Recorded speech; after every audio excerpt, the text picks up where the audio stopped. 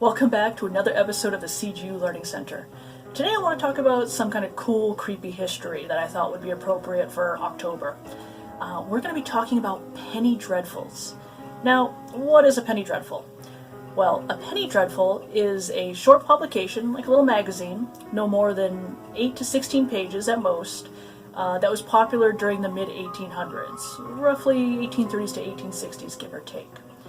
And they were stories that were accompanied by a really nice black and white illustration at the start of each story, and they were done in a series.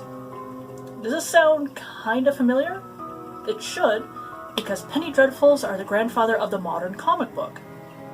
That's right, penny dreadfuls are what paved the way and kind of gave birth to the comic books we know today. Now, the stories within the penny dreadfuls are also of a very comic book nature. Granted, it's more of like a Tales from the Crypt type nature versus, say, Justice League nature. But still, they were fantastical stories, and the more scandalous and sensational you could make them, the better they were to sell. So they covered stories about like the scandalous things that the upper class did, such as women who were experts in toxicology so they could poison their husbands and anybody who got in their way, or highwaymen who waited in the woods to rob passersby, even some serial killers and murderers, and later on detectives who caught serial killers and murderers. All of these things were the subject of penny dreadfuls. Now, penny dreadfuls had a certain structure to them. As I said, at the top of each story there was a nice black and white illustration, and then the story was divided into 2 columns. Now, with comic books, we're used to a cliffhanger, but it was a bit different with penny dreadfuls. Now, penny dreadful, the story stopped at the end of the page no matter what. So if it was mid-sentence, it got cut off mid-sentence. Can you imagine reading a story like X-Men and it's getting to a really good part, and then it stops mid-sentence? You don't even get the rest of the sentence. How kind of frustrating would that be? Which actually kind of added to the appeal, and why penny dreadfuls sold so well is because people had to keep finding out what happened in the story. And some of the series ran for years and several issues. So as I said, they started in the 1830s, and at the time they were called penny bloods. In the 1860s is when they got the name penny dreadfuls. And at that time, about 1830 to 1850, there were, give or take, about 100 publishers that were making penny dreadfuls. As I said, they're the cheap, kind of trashy literature that you know isn't really good stuff to read, but it makes you happy, so you read it. And actually, one of our more bloody pop culture figures was birthed in a penny dreadful. In 1846, a series started called String of Pearls.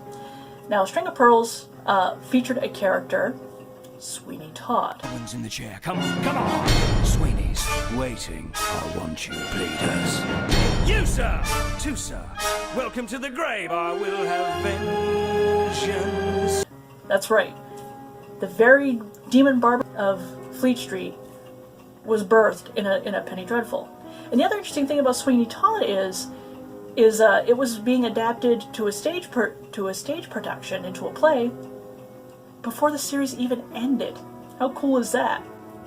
So then in 1860, the audience, or the focus, changed from adults to kids. So they started being a little bit more kid-friendly. So you got stories like, in series like The Boy Detective, and things like that. And that helped move it further along to, again, the modern comic book that we know today. Penny dreadfuls paved the way for the modern comic. So we really have them to thank. And again, we got one of pop culture's most infamous pop culture icons. How about a shave? Yep, don't get a shave and a haircut from that guy. Although, considering it was 1846, he's long dead, so he should be all set. So I hope you enjoyed this bit of spooky comic book history. If you would like to learn more about penny dreadfuls, visit the British Library resource online. They have more history than what I gave you here, and they also have a list of penny dreadfuls, how long they ran, the authors, and whatnot. So it's got a lot of cool stuff, and I highly recommend you check it out. Hope you had fun. Hope you learned a little something. And we'll see you next time on the CGU Learning Center.